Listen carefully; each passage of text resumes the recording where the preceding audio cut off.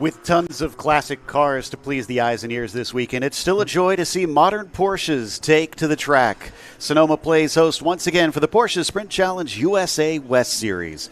I'm Joe Peak, and with me in the booth is Joey Atterbury this weekend. We're getting right into the action as cars are already on the track, so we take a look at the opening lineup with Brandon Hankins on the pole. Matt Dusek going to be starting to his outside. Laura Eli will be starting from third in the GT3 Cup cars with Dan Drowan in the fourth position. From there, it'll be Mark Krigler starting from P5 and Manny Gil de Real starting in P6. From there, we also have Josh Conley starting this race in seventh today. And then after Josh Conley is going to come up to the Cayman class cars. Anna Checki is going to be leading that class in the number 27 with pole position. And Greg Checki, her father, is going to be lined up next to him in that, or her in the number 72. Zach Bradford is going to be starting third in the Caymans. Greg Herback fourth. And Justin Lewis is going to round out our 5 Cayman classed cars. Joey, this place is going to feel familiar for these drivers. This is our second visit this season. Yes, and it is a beautiful blue sky, sunny day that we've got here in Northern California this time. When we were here prior, it was definitely torrential rain, mixed conditions. That's what the drivers had to deal with. A little bit more simple today. And, of course, we're joined by Taylor Van Overbeek as well. We'll talk to him in a little bit once we get the race started, as they're already coming around turn 11. Mixed class racing in the USA West Series, so a bit unique for Porsche Sprint Challenge over here in North America. As they come around turn 12, the green flag is out, and we go racing. Brandon Hankins up at the top. It gets a good hole shot up to turn 2. Got a bit of a battle for third, though, as Laura Eli is being challenged. And looks like she is going to get overtaken, as I believe that is Dan Drowan who managed to sneak by. Yeah, Dan Drowan in that Cup car, of course, was racing the Caymans earlier this year and now finds himself into one of those GT3 Cup machines and finds himself also up into third place right on the back of Matt Dusek, a very familiar USA West competitor. Down into the carousel now as the leader, Brandon Hankins, takes us away. We've also got Anna Checki up at the front of the Cayman field currently. She's going to look to try and add to her tally of wins so far this season. And now we enter towards turn 7, looking for the very popular passing zone. And yeah, no, I was just noticing that I think one of the Caymans is well off of the pace. I think it might be Herback that's just going down the back straightaway now. So I wonder if something happened to the 49 up in sector number 1 or sector number 2, but the front of the field screaming towards the turn number 9 chicane for the first time. Herback and Justin Lewis also, a little bit a ways away at the start of this race. So a bit unusual to see. That means our top 3 in the Caymans are currently nose to tail amongst each other, with Anna Checki leading Greg Checki, and then just behind them, Zach Bradford giving chase. Round it through the turn 11 hairpin on the end of lap number 1. Complete a full 12 turns here around Sonoma Raceway. Brandon Hankins maintains the lead out front. Matt Dusek running in second place. Dan Drowan in third. So good to see a nice, clean start to this one. If you're new to this series, it is 35 minutes plus 1 lap that they will run. We'll explain what plus 1 lap means a little bit closer to the finish of this race. We see the Checkies still running nose to tail around this track. And one Mr. Van Overbeek with us up in the booth, as we mentioned. I'm sure the drivers are probably a lot more relieved to have the conditions we have this weekend than last time we visited. Oh, yeah. Last time it was definitely rainy, and it cleared up at the very end of the weekend by the endurance race, but the sprint races were very wet. So much prettier and a little bit less tricky conditions on the track. There you can see our podium starters in the Pro-Ams all right together. All 3 of them running in the Pro-Am, which is a bit unusual for Greg Checki. He tends to run in the Masters category typically, but is elected to run Pro-Am this weekend. They are allowed to do that if they so choose, which is going to make it interesting for Anna, Joey, because he's now racing her four-class position.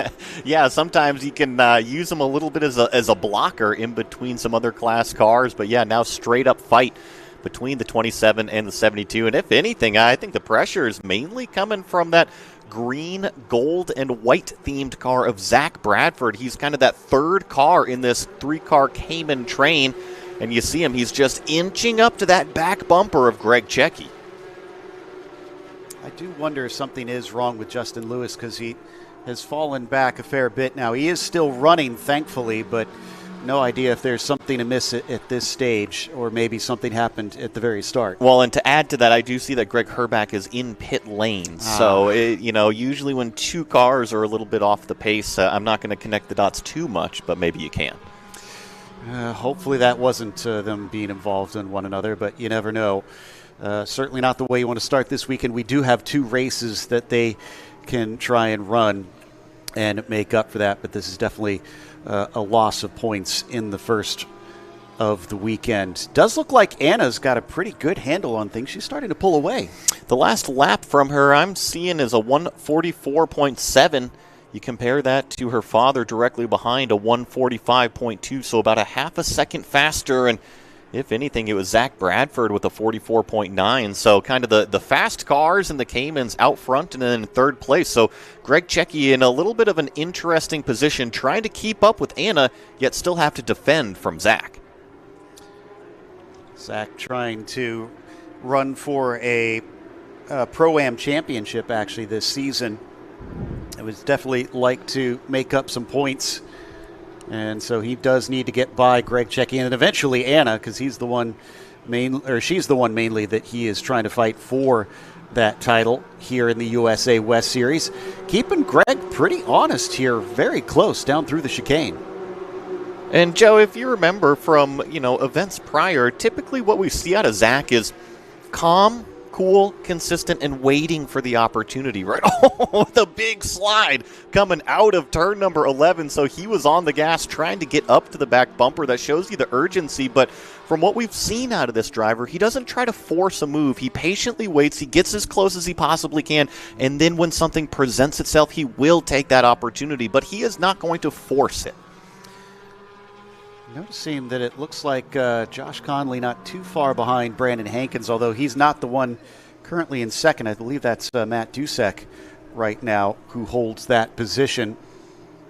So that'll be interesting to watch. Josh Conley, actually a bit of an interesting one, since he actually races in the Carrera Cup on the next step up on the ladder currently, but he has come back down to race in the series that he began his Porsche career here in USA West, and he's already got a good run, but no place to take it down through the S's past Rowan. This is the first real test for Dan, right? Because, we had mentioned that he had been in the Caymans racing earlier this year, and now he's stepped up to the GT3 Cup cars, a little bit faster competition. And now he's going to have to deal with one of the best drivers that we've got here in the USA West Series in the form of Josh Conley trying to get by. And still has Laura Eli kind of hanging out in the background. We could see little glimpses of her as they came through the chicane. So if they do start fighting, that could make for an interesting scenario being sandwiched between the pair of them. Dusek currently still our leader in the GT3 Cup Masters category. So he is actually still ahead of his class, even though he isn't leading the race. Climb up the hill here into what is turn number 2. Just a touch wide there, right at the top of the hill from Drowan. I think that's a perfect time to bring in our guest, Taylor Van Overbeek. Now, Taylor, you've got tons of experience on this racetrack, and, turn number 2, turn number 3A, and even going up into the carousel. It's some of the blind overcrest opportunities that the drivers can't really see what's around the corner. Yeah, this track is definitely very unique, and I think part of that is that it's basically all corners. If you watch a lap here, the longest straight is still basically you're almost constantly turning. And so on top of that, every corner is different. So turn 1 is fast up the hill, and it's very fast and precise, so it's hard to pass there. And then there's 2 big braking zones into turn 7 and into turn 9, which is where you usually probably want to get your passes done. And then other than that, you kind of just want to catch people off guard and take the sneaky route.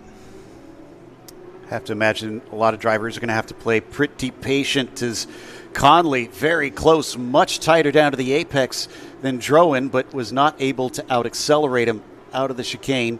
He's looking down into 11, shows his nose. Dan covers him off, but them going offline, look at Laura Eli. She's suddenly arrived at the scene. She has crept back in.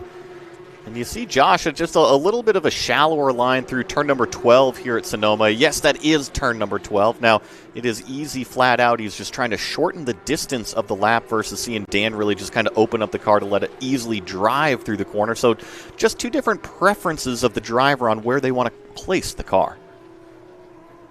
Got to commend Dan Drowan for adapting this quickly. Taylor, do you find it hard hopping from car to car to try and adapt that way, or do you consider it relatively easy to switch your brain around like that?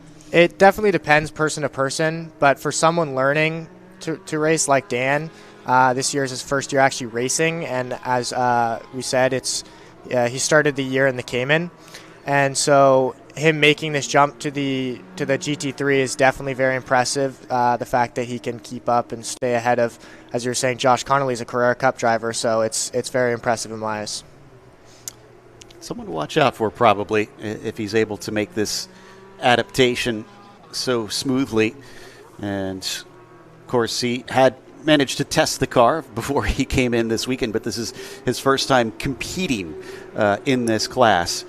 So certainly seems to have his way around it, although he goes a little bit wide. A mistake through the chicane, but that's going to put him on the inside of turn 10. Josh Conley tries to cut back, and as he looks for the position, it's still not quite going to work, but we're starting to see some cracks out of the 298. I think it was very generous out of Josh to really lift and kind of let Dan back onto the racing line. He just was out a little bit wide and got in the dirt, and you saw Josh get all the way up alongside, and you're right, Joe, he was just kind of on the wrong side of the road, and instead of keeping his foot stuck into it, he opted to lift and tuck back in behind Dan, not to try to cause any issues. I think there is just a bit of sense of self-preservation there.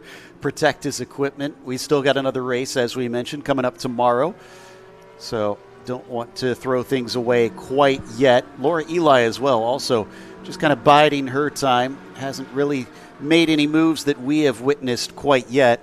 What this has done has meant that they continue to drop off of Brandon Hankins, which is really the one that Josh Conley would like to go after, because Hankins is the next one up in that Pro-Am group. I was going to mention the faster that Josh can get by Dan, the better off for his race. However, the more Dan can hold up that car behind him, the better off his race is going to be. So it's just kind of that interesting seesaw battle of how much is one car going to defend versus how much aggression is Josh Conley going to apply. And Taylor, that's such a unique aspect that we have here in Porsche Sprint Challenge, both in North America and here in the USA West Series, is that you have the different classes within the same class. So you're in the same machinery, even though you're not racing each other for points. It becomes kind of an interesting strategic usage of one another out there. Yeah, for sure. It's for Josh Conley, since he's in the class with Brandon Hankins, who's ahead of him. On one hand, he doesn't want to screw up his race trying to pass Dan Drowan, who's in a different class. But on the other hand, if he thinks he can catch Brandon, then he needs to get by as soon as possible. So it's just being able to make those decisions on what's worth it and what's not. Risk versus reward always weighing in every driver's mind. For now, he's had to at least let it go a little bit as he continues to be led along by our second place in the Masters. Laura Eli still sitting on the podium for that class currently, as we watch them head through turn 5 once again. And on our screens, we've now got the overall together. Hankins leading, Dusek second, Dan Drowan third. And then down in the Caymans, we haven't looked at them recently, but nothing has really changed since we last checked. Anna Checki leads Greg Checki with Zach Bradford in third. I was just about to give an update on that, so you took away my talking point right there. But yeah, no, nothing has changed down there in the Caymans. If anything, Anna is starting to grow her lead up to about 3.5 seconds, I see. I was going to give a nice piece of information on Laura Eli here this previous lap, because you had been constantly mentioning she is catching the back of Josh Conley out here, and I think she's doing a terrific job, and actually that prior lap was actually her fastest lap of the race so far. This is going to be a bit of a shakeup for Laura, because she actually took 3 straight wins in the Masters class the last time we saw her. She wasn't here for the last round at Circuit of the Americas, but has returned. Unfortunately, not looking right now like she's going to get another win to that tally, but is going to at least give a bit of a hassle to some of her compatriots. She's based around this area, so this is very much a home track for her. I got to ask you, Taylor, what do you think about that line difference on the front straightaway here? On turn 12, you mean? Yeah. So it depends on the condition, on the track conditions. Sometimes you may need to take that wide line so you can make the corner, because if it's slippery, then you may need to take that wide line. And then beyond that, it's like you guys said, if you stay tight, you're making the lap shorter. But if you stay wide and then make a broader arc across the corner, then you're turning less. And the more you turn, the more it slows the car down, because especially these 911s as opposed to the Caymans have a much bigger tire. And so if you imagine that tire on the racing surface trying to turn, it will actually slow the car down quite a bit if you have to turn sharper. A tire scrub, right? You want to keep all of the wheels pointed as straight as possible. That way the car is not bound up by any means. And, just from my observation, it almost seems like a combination between Dan and Josh's line might be the optimal, right? One might be a little shallow, one might be a little bit wide, but it's a great example of the 2 different lines that they've got here on the front straightaway, Joe. We might have a bit of an attempt from Conley. He once again gives a look coming up to the braking zone, but is covered off by Drowan, who just will not allow him the opportunity. This track, very well known for passing being difficult, so that track position does seem to be king in this first race.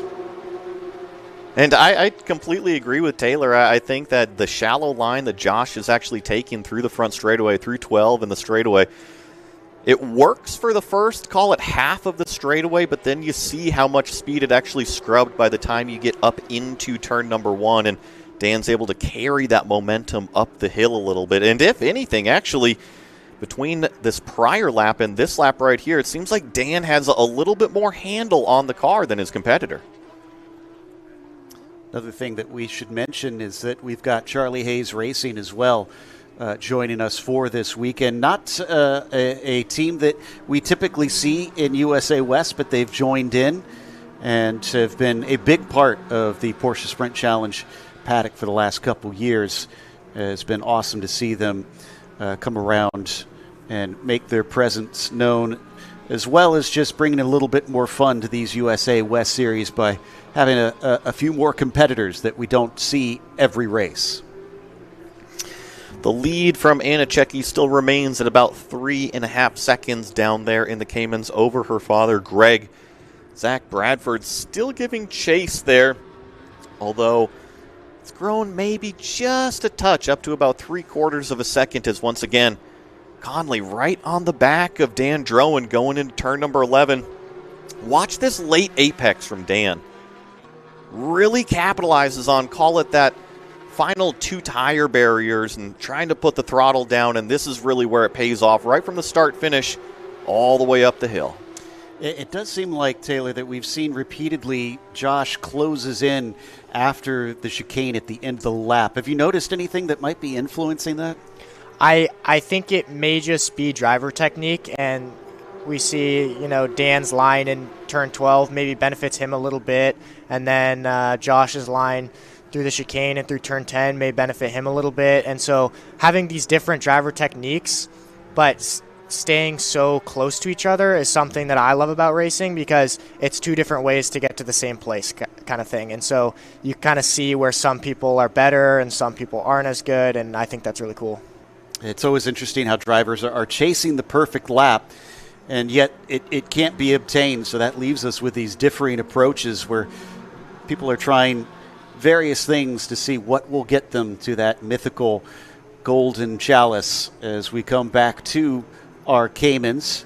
And while Anna Checki has bolted off, Greg Checki still is dealing with Zach Bradford, but has managed to flummox him up to this point with about half the race now left to go.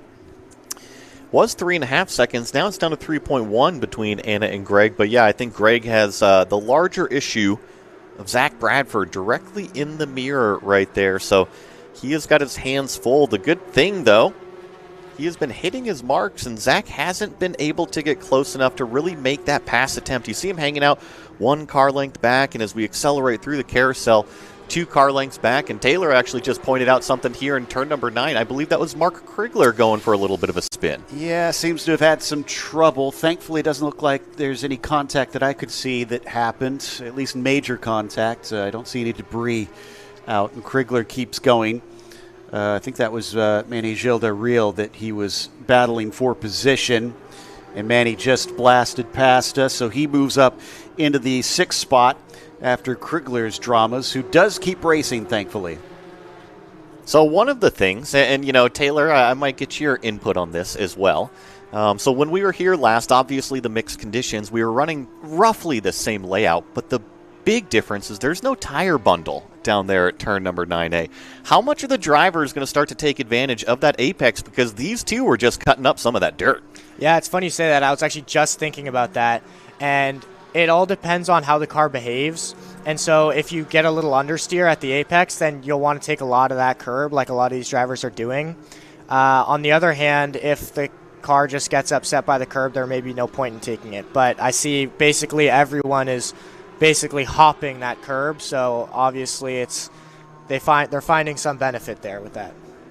It's a bit of a slide there from Checki through turn 2, but he managed to stay ahead for the time being. Bradford starting to put a bit more pressure on him here and there. He wants that second place in the Pro-Ams if he can manage to take it. But as they work their way down through the carousel, look at how close he is, Joey. This is a spot where you want to manage to stay right behind them. Let's see about the run down the straightaway. If anything, Greg gets the exit out of the carousel to kind of extend that gap between himself and Bradford. By the time they got down to the brake zone, Zach couldn't do anything with it when he jumped on the brakes, and now it's a race down through the S's to the next big brake zone.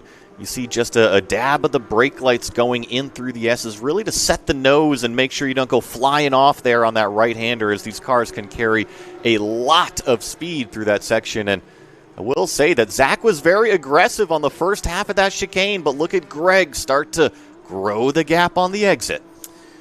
Making sure that he gets the good run seems to have helped him in a couple very critical spots, down to 7 and down to 11.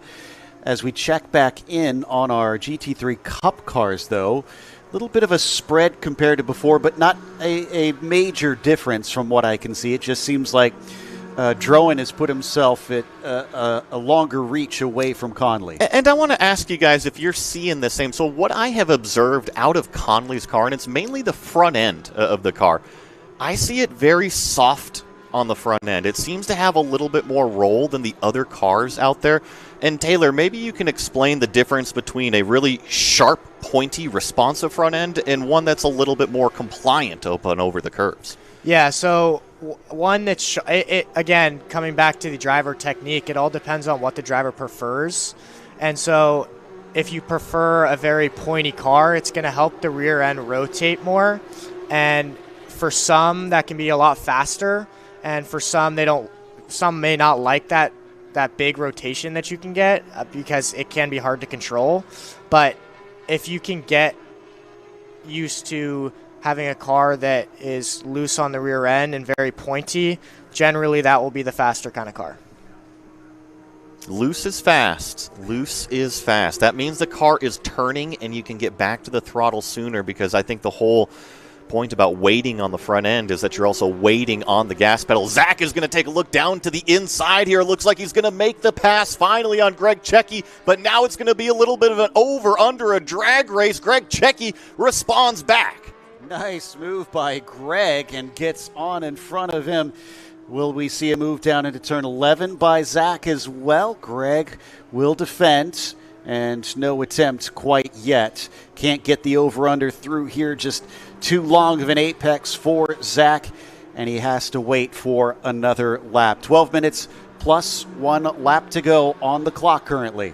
I mean, it's pretty scary how consistent Zach is with his racecraft. I mean, it's a 40-minute race. He has waited 30 minutes here behind Greg Checky, just patiently waiting, getting that little bit closer, and then once he was finally close enough, made that lunge down into turn 9A. And if he gets that opportunity again, I bet you he's not going to overshoot the corner the next time.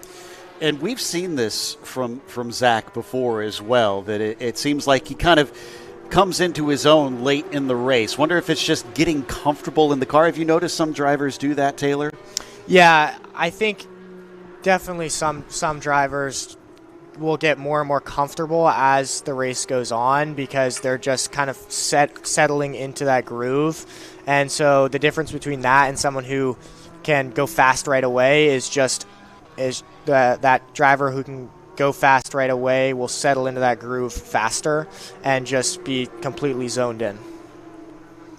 So it seems like Zach needs maybe a bit of an adjustment time as he drops off a bit here through this section there, Joey, and has suddenly lost a fair bit of space. So I noticed coming out of the turn number 7 hairpin, he had a little bit of a loose moment, so he had a wag of the tail trying to put the power down coming out of that turn number 7 area, and I think that just kind of grew all the way through that acceleration into the S section, and now Greg Checky is probably looking in his mirror and realizing the same thing. Sure, that is a bit of a relief for him. While that has split apart for the moment, I want to give a shout out to our Masters leader, Matt Dusek. He is part of that Charlie Hayes racing group that we were talking about, and he is usually actually a competitor over in the Porsche Endurance Challenge that we also run, which will be back a little bit later at Road America this season. But he's coming in for this USA West race for a little bit of fun. Seems to be doing just as good in this format. That was close down through turn 11 between Laura and Josh for a moment, though.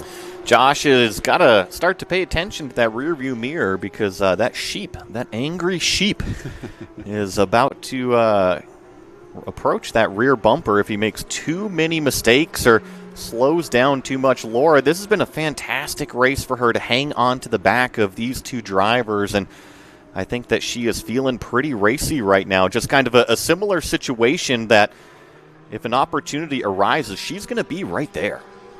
Yeah, and her target is Dan Drowan for second place in the Masters. Still sitting in third within her class, but every position counts. No doubt she'll want to try and snatch that up. Interestingly, she is actually a teammate of Josh. Both run in Black Sheep Racing, even if Josh is typically over in Carrera Cup instead. We do get to see him every once in a while. Of course, he also runs with us in the Endurance Challenge.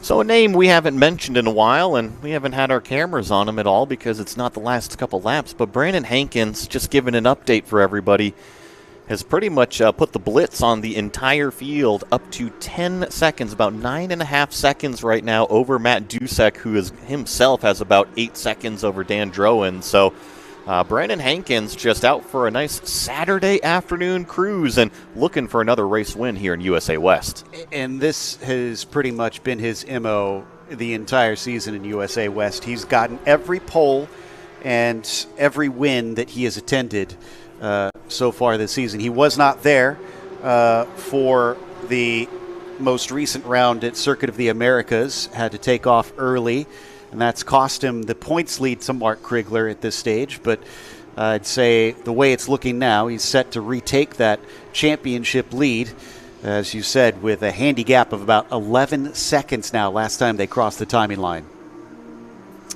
As we kind of watch this battle here for what is third, fourth, and fifth on the racetrack, I want to get your opinion, Taylor. What's your favorite place on this racetrack? Whether it's a turn, whether it's a couple sectors, what's your favorite area on this racetrack? Yeah, I've got a few favorites. First of all, I love turn 4 because it's such a precise braking zone, and it's kind of unique to the other braking zones where, in my experience, you kind of almost crab into the apex a little bit. Otherwise, you will overshoot the apex and go a little bit wide. And my other favorite spot would be turn 7 and then the S's that follow. It's such a fun section, very flowy, and the S's are actually more straightforward than you would think, and I think that's pretty fun in a way. Joey, you've always said that you love that S's section as well here. Right, the S's in turn 10, by far my favorite section of the racetrack. But what Taylor said about turn 4 is absolutely spot on. It's a downhill brake zone, so oftentimes you find the rear of the car is quite light on you, so you can really yaw, or like you said, kind of crab walk it into the corner, kind of help turn in the first third of it. It's very, very interesting being downhill throughout. And the elevation change, one of the major features of this course, as we see one of them right here up through turn 2, following Conley, still holding on to P4 of the overall GT3 Cup cars, although he remains in second in the Pro-Am class. If you're wondering what differentiates the Pro-Ams from the Masters, Masters are drivers that are 50 years and older by the end of the season. And as we pointed out with Greg Checky, drivers are allowed to compete in the Pro-Ams if they don't wish to race against the other Masters. I was just about to mention this battle because it has kind of resurfaced on the racetrack. Remember, Zach was maybe struggling to put the power down through this section when we last checked in on them, but he has since been able to make up the ground and hunt back in that, well, what would you call it? Is that white and black, or is that a white and dark blue 72? It's got to be white and black with Charlie Hayes black, Racing. I'm pretty sure, yeah. Yeah, both he and Anna have this sort of mirrored, the mirrored liveries on their cars. At least this time, because remember back at COTA, it was those two and Justin Lewis, who all have black and white cars, with only Justin having some flashes of yellow. So that was certainly interesting, trying to keep track of who was where amongst the three of them, as they had a very tight fight all race long. This time, though, credit to Zach, he's not given up on this, but time is running out. We've got less than 5 minutes plus a lap to go. And it was that same area of the racetrack that he's able to close it in at that top of turn number 2. So it's such a tricky corner. Now he's in position for turn number 4. He presents the car.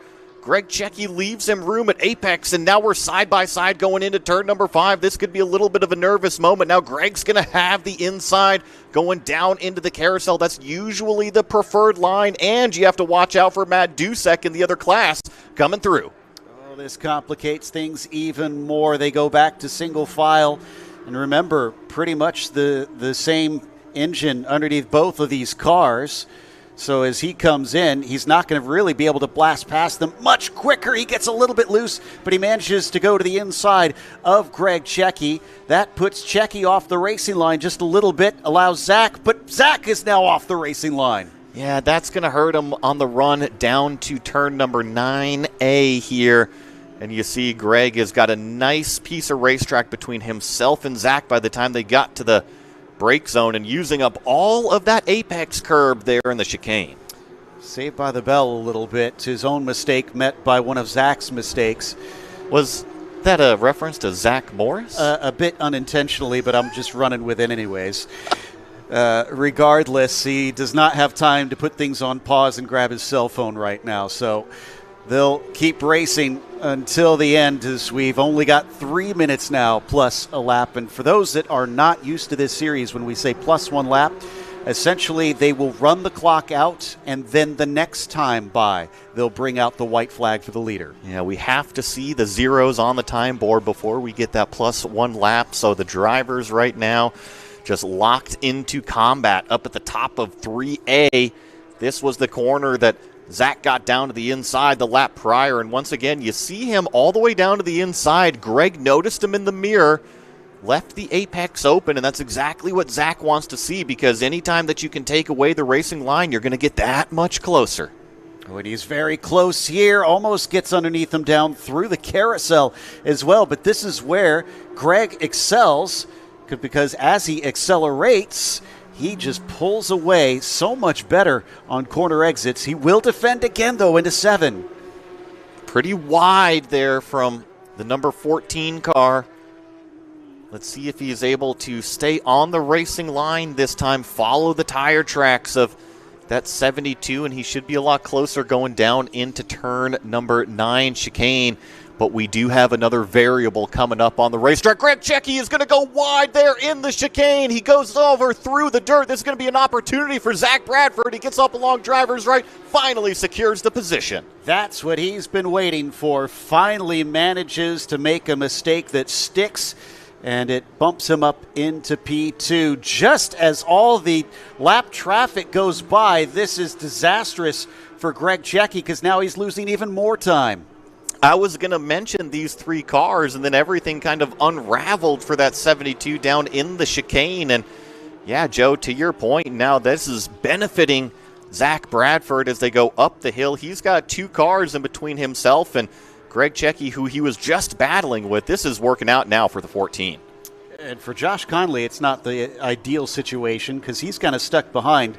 Even if you have a faster car, it's hard to pass through 3 and 3A down through 4. There's not many straightaways.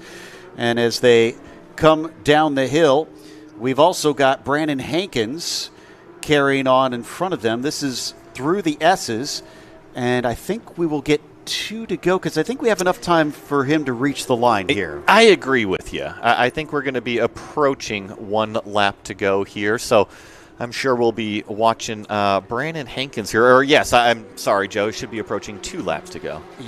It's your turn to make this mistake this time. I'm always the one that does this. I'm just looking at the lap 1 over yes. here. You know? But as we watch the battle behind him, does look like Josh Conley is still dealing with Laura Eli, pressurizing him. And the leader just went by with 20 seconds, so we are still 2 laps left.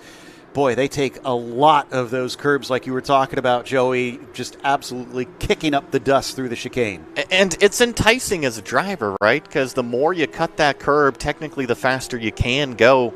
But you also have to adjust your entry speeds a little bit. The more you carry into that first apex, you're going to have to kind of compensate for on that second apex. So it's always going to be a learning opportunity. If you start to learn late in the race, it could spell trouble like we saw there earlier. Clock has hit 0. Now we will get the white flag for Brandon Hankins, who has just been running an immaculate race today.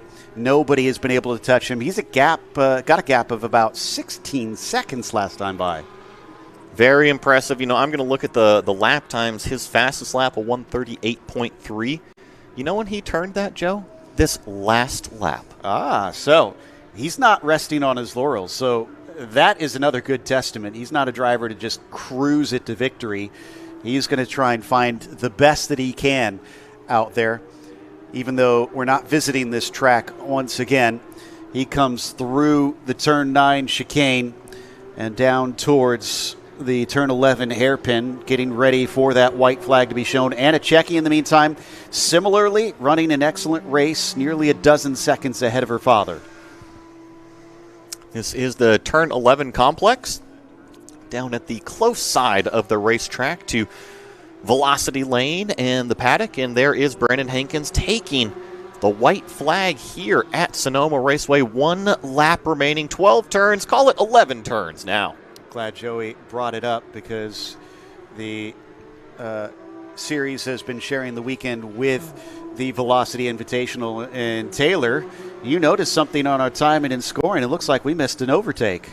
Yeah, it looks like Greg Checky got back past Zach Bradford. I don't know where that happened, but must have. We're hearing that it was in turn 6, so that would be at the carousel. Ooh, that must have been a fun one.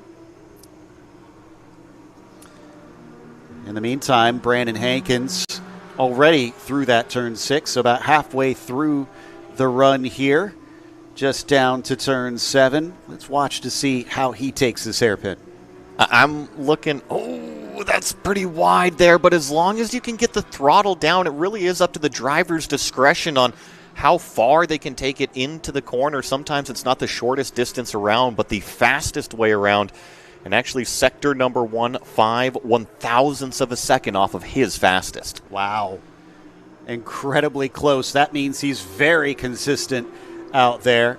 Just one more real corner to go on this track for Brandon Hankins to continue his perfect run so far this season. He may have had to miss around, and that put him on the back foot a little bit, but he has not missed a beat. He'll come through turn 12. Brandon Hankins will win race 1 here at Sonoma. Nicely done from that 295. I think we're now just waiting for Matt Dusek, who is, I believe, in the turn 11 hairpin right now. He is, of course, our 992 Masters class leader. Patiently waiting for him, and he will be crossing the line here momentarily in that bright orange number 251, your winner in the Master class. Looking for Anna Checki. I believe she should be coming up shortly.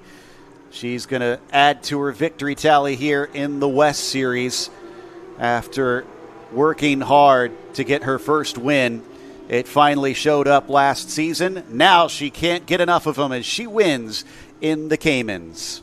I guess I'm curious to see who is going to cross the line here, and it is actually going to be Greg Checki over Zach Bradford, so he was able to maintain that position out there. I think we're just waiting on a couple more cars. We're going to go ahead and read through our official results. In GT3 Cup Pro-Am, we'll go by the class. It is Brandon Hankins, your winner. Josh Conley is going to finish in second there. And then Mark Krigler will cross the line in what is third place. And over to the Masters class, Matt Dusek claims the win in that bright orange number 251. Dan Drowan finishing in second place. Laura Eli finishing in third, with Manny Gilles de Rial finishing in fourth. Over to our Caymans now in Pro-Am. Anna Checki claims the win there. Greg Checki, her father, going to make it a podium there in second place, with Zach Bradford finishing in third place. And then our final class is going to be the Cayman Masters.